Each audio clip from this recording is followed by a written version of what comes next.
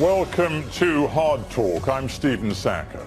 The Israeli-Palestinian conflict is, at its heart, a story of two peoples and one land. Both see history as their justification, which means an historian who appears to change sides inevitably becomes a figure of enormous controversy. So it is with my guest today, Israeli historian Ilan Pappé, who says the record shows that the Jewish state is racist, born of a deliberate program of ethnic cleansing. Now, not surprisingly, he's widely reviled in his home country. Has his anti-Zionism undermined his academic integrity? Ilan Pappé, welcome to Hard Talk. Thank you. You are an Israeli, but for the best part of a decade you've lived in a sort of self-imposed exile in the UK, and yet you still seem intellectually drawn to Israel. You still write about Israel. So try and characterize for me your feelings for your home country today. I think the best way of explaining what I feel is to differentiate between a state and a country, and a state and a regime. I was born in the country, which is Israel and Palestine. I am very attached to the people there. I'm very worried about its future, but I am very opposed to the ideological regime that governs the life of everyone who lives there between the River Jordan and the Mediterranean. You say opposed to the regime, implying in a way that there's something about the particular colour of the government of the day, but surely it's not the regime you're opposed to, it is the founding ideology of the country, that is Zionism. You are an anti-Zionist. You reject Zionism. That is true. When I say the regime, I mean that successive governments were all loyal to the same ideological foundation. And indeed, I find the idea that in a country where half of the people are not Jewish, a state cannot be founded on the basis of ethnic exclusivity or supremacy. There needs to be a more democratic, a more egalitarian, a more fair political outfit that would respect the rights and aspirations of everyone who lives there. Well, we'll get more into that argument, and particularly your claim that half the people are not Jewish in a moment, because obviously you're talking about Israel and the occupied territories. If we are talking about the Mediterranean, between the Mediterranean and the River Israel Jordan as a nation state, a sovereign nation, then that your figures and your claim would not be true. But we'll get to a discussion of that later. Here's what I find most paradoxical about you. You are clear in your anti-Zionism, and yet it would seem to me that your own life story and your family's life story is the best advertisement for the importance of Zionism that there could ever be. I disagree with this. I think my life story, especially the fact that my family came from Germany originally and suffered. And escaped. Escaped from Nazi Germany and found haven in what was to become the Jewish state of Israel, thanks to the development in the 1930s of the Zionist idea. But it was also a family that was a victim of racism, of ethnic cleansing and extermination. And as such, Jews who faced extermination, absolutely, who needed a haven. And could not become themselves victimizers who would apply the same methods to someone else. Your father, to be clear though, was a passionate Zionist. I don't know if he was a passionate Zionist. He would have preferred probably to come to the United States or England, but their doors were closed. So he, like so many German Jews who were not Zionists, they found their way to Palestine. But I don't think that he would have condoned the ethnic cleansing of 1948. I don't think he would accept that in order to survive, you're entitled to either ethnically cleanse or exterminate someone else. Having a safe haven for people who are victimized does not give them the license to victimize someone else. Yeah, you've already dropped into conversation the phrase ethnic cleansing. It's become very much associated with your historical work. It's even in the title of one of your perhaps most important books. But it is a phrase which sticks in the throat of so many Israelis, and indeed so many Israeli historians, who look at the record of what happened in those founding days that led to the creation of the State of Israel, 47-48, and they do not identify the program of premeditated ethnic cleansing that you claim sits in the record. You've got it wrong. Ethnic cleansing is not about meditated or only planned idea. Ethnic cleansing is an operation in the end of which one ethnic group is being displaced by another. Nobody can argue with the fact that half of Palestine's people were expelled, that half of Palestine's cities and villages were destroyed, that Palestinians lost Palestine because Zionism created a Jewish state. This is, by even the most conservative definition, an act of ethnic cleansing. But the issue of meditation or premeditation is absolutely central to your portrayal of what Israel is, how it came to be. Other historians who were with you in that group of revisionists who emerged in the late 1980s, Benny Morris I'm thinking of, they don't dispute anything you've just said about the facts, that so many hundreds of thousands, about 700,000 Arabs were forced to flee their homes as the Jewish agency established what was to become Israel, the Jewish state. That's not in dispute. What you say, though, is that there were meetings in which Ben-Gurion and his key advisors planned this operation. And they say, no, understand that war is tough. In the heat of battle, things happen. But it was ad hoc, it was not premeditated, and in some cases, local commanders could be blamed, certainly not all of it down to Ben-Gurion's plan. If this is so, one has to answer a very simple question. Why were half of the people who became Palestinian refugees were already expelled before the war even started? By the 15th of May 1948, the whole urban space of Palestine was de-Arabized. The Palestinians lost the urban space.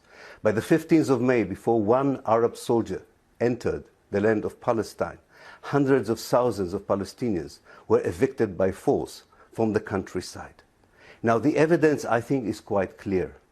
And I think that the documentation, especially the documentation that came out in 1998, Israel releases military documentation only 50 years after the event, show very clearly a meditated, a planned, a structured idea of how to turn Palestine, which was basically an Arab country, into a Jewish country, a Jewish state, through the means of ethnic cleansing. I think that documentation is now much more clear and carries out the evidence. And I think I'm not steeped in the documentation, but let me just put one. I mean, we don't want to get too hung up on every single detail of what happened in those early days of 48, but just one key piece of evidence which would, to me, plant a seed of doubt about your version of events. 24th of March, the chief of staff of the Haganah, which was to become, of course, the Israeli Defense Forces, but at the time was the Jewish agency, sort of military agency operation, he said this, the chief of staff, to all his field commanders, they must, quote, protect the full rights, the needs and freedoms of Arabs living in the Hebrew space, what was to become the Jewish state. He wrote that. Yeah, he may have written it, but I've seen the group of commands that was sent to each commander of a brigade and each commander of a battalion. And their commands were very, very clear. They had to occupy the villages, expel the people, detonate the houses. And these commands came at the 1st of April. So I don't know what he wrote 7 days before, but I think what really is important now is that we are also now exploring the oral history of 1948 from the Jewish side.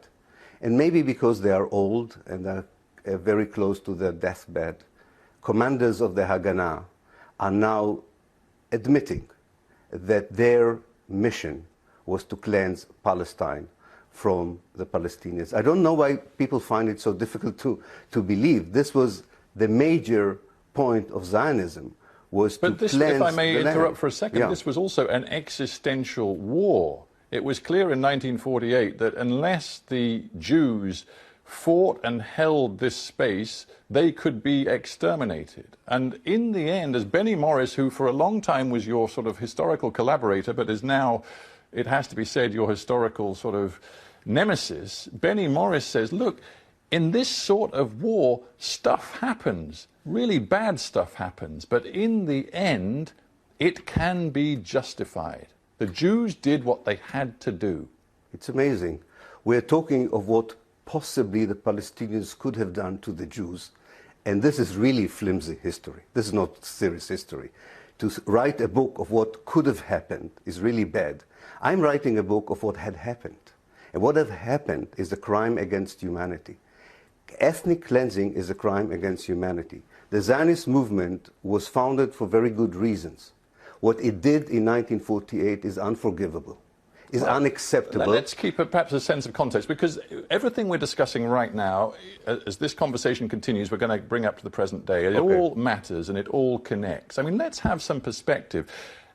Benny Morris says, I don't know if you challenge this, that maybe 800 or 1,000 Palestinian civilians ended up dying. Either they were extrajudicially killed, they were executed, killed by what Jewish agency military operatives. But he says, compare that with what we see happening in the world today in some of the conflicts not so very far from Israel, in Syria, in Iraq, in other places too.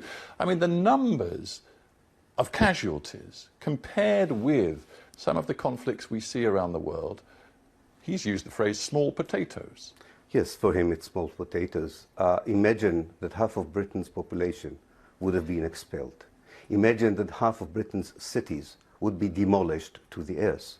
Imagine that half of Britain's villages would be destroyed. And then I would like you to come to an Israeli television program and tell me that this is small potato. A lot of this is about ideology, though, isn't it? I mean, a lot about it is about human suffering. Well, it's also about human suffering created by people who up to now are immune from international condemnation for the crimes that they have committed and are committing. Well, here's what you said in 1999. In a moment of great honesty, you said to a Belgian newspaper, I admit, my ideology influences my historical writing, but so what? That's the case for everybody. I said Is that a good justification for an historian? No, it isn't, and I said it 30 years ago, something like that. You said it at a time when you were a younger man doing a lot of the research that you've built on since. Yes, but what I meant, maybe I didn't put it across that well, but what I meant is that we are committed historians. It's ridiculous to say that we don't have an agenda. That doesn't mean that we don't have to be professional.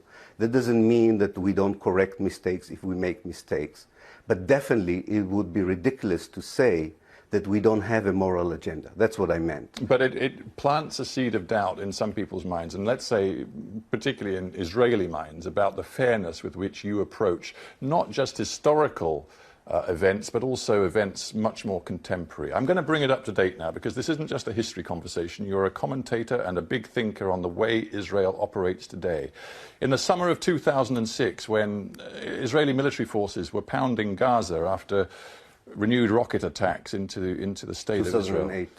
Well, I think this was actually in 2006. The one, yeah. I mean, there have been various assaults, but this one was in 2006. You said this, in the name of Holocaust memory, let us hope the world will not allow the continued genocide in Gaza to continue.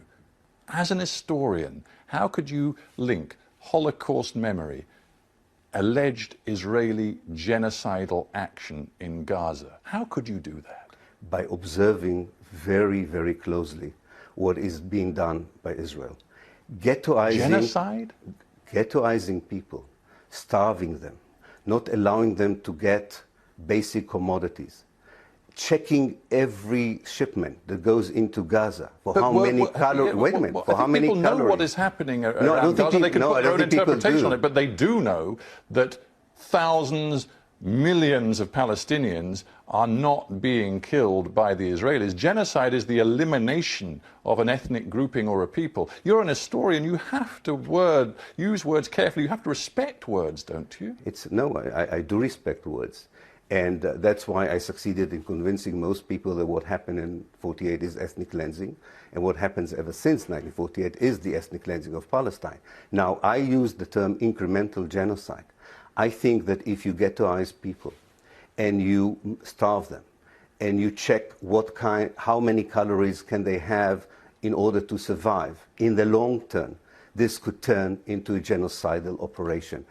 The fact that Gaza is cordoned, is closed from all sides, the fact that Israel does not know what to do with the Gaza Strip, whereas it has some ideas of what to do with the West Bank, is the potential for incremental genocidal policy. I'm not taking back my words. I really want to explain to people that people in Gaza are under existential danger by the policies of the State of Israel. I understand that you've thought carefully about the words you use, but I'm just challenging some of them. And it goes back to my opening question, your feelings about your home country today. You've described Zionism, and this is another quote from you, as a racist and quite evil philosophy of morality and life. I put it to you that you haven't lived in Israel for the last 10 years.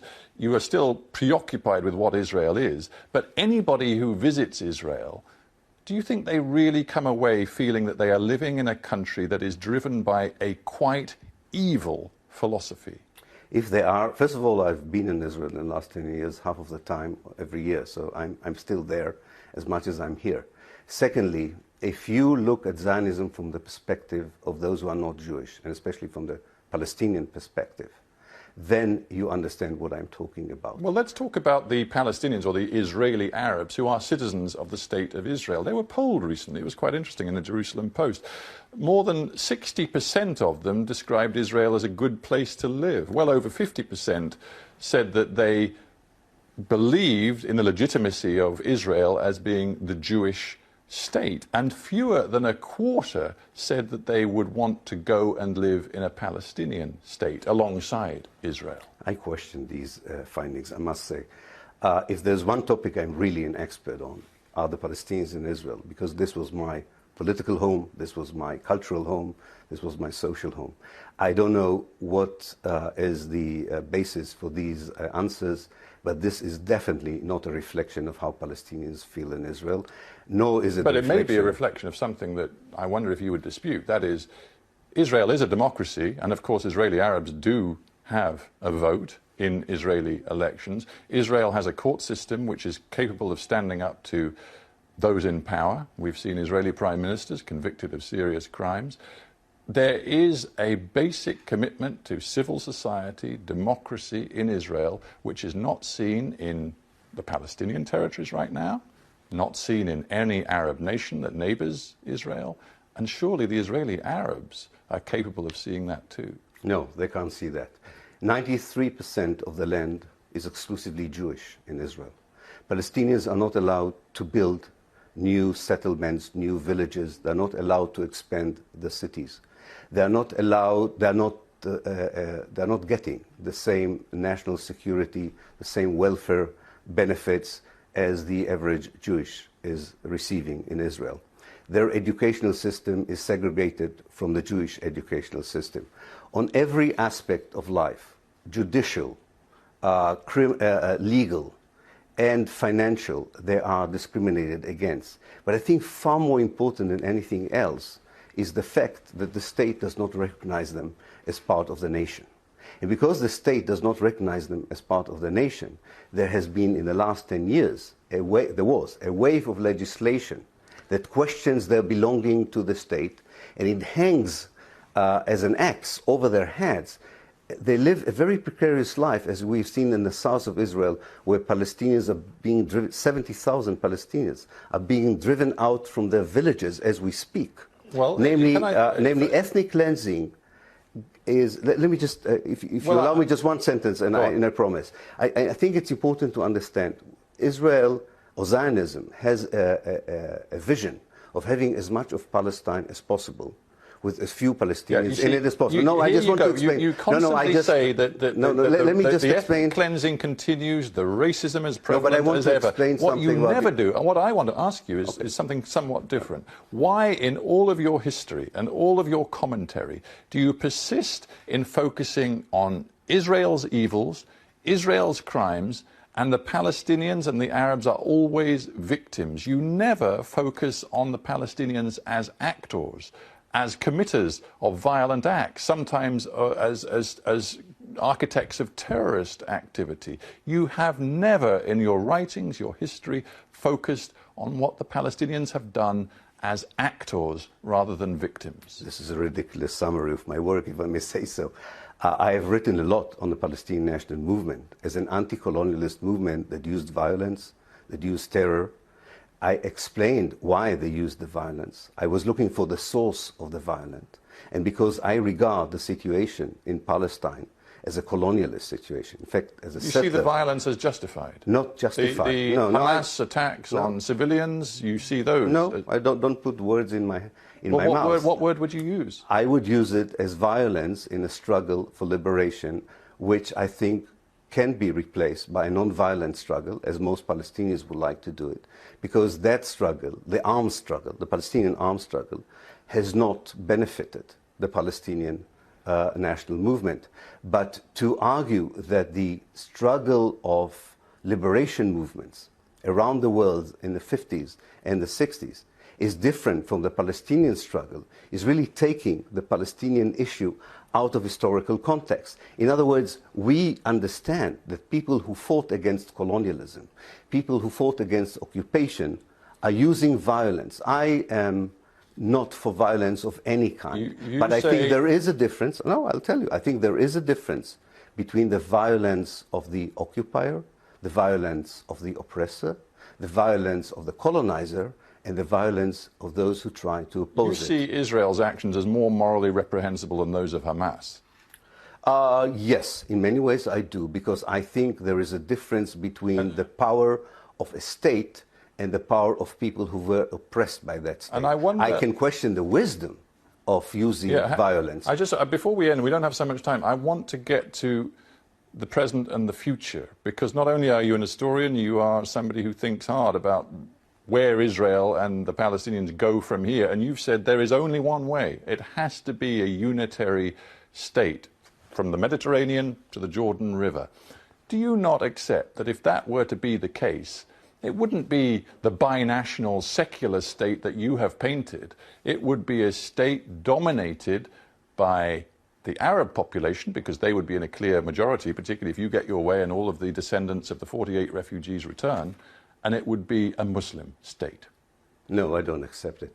I think people who don't know the Palestinians have these kind of nightmarish scenarios. I think that when you change, that's why I'm talking a change of regime when we started our conversation. When you gradually change a regime which is not democratic, contrary to the way you portrayed it, which is really like an apartheid state, and you make it more and more democratic in an evolutionary way, you get a state that represents much more faithfully the aspirations of all the ethnic groups. I'm inclined to ask you whether you have spent 1 second considering the import of what has happened in Syria, what is happening in Iraq today, and indeed what has happened in Gaza in recent years. Does that mean nothing to you? A lot. It means to me that all the political outfits, including the State of Israel, that were created by the force of colonialism, not by the wishes of the people, are collapsing in front of our eyes. Now, if we are lucky, this would be replaced by a more authentic and a more reasonable political outfit that would represent more faithfully what people want. If we are not lucky, we will have the bloodshed that we have in Iraq and in Syria. And we have to end there. Ilan Pape, thanks for being on Hard Talk. Thank you very much. Thank you.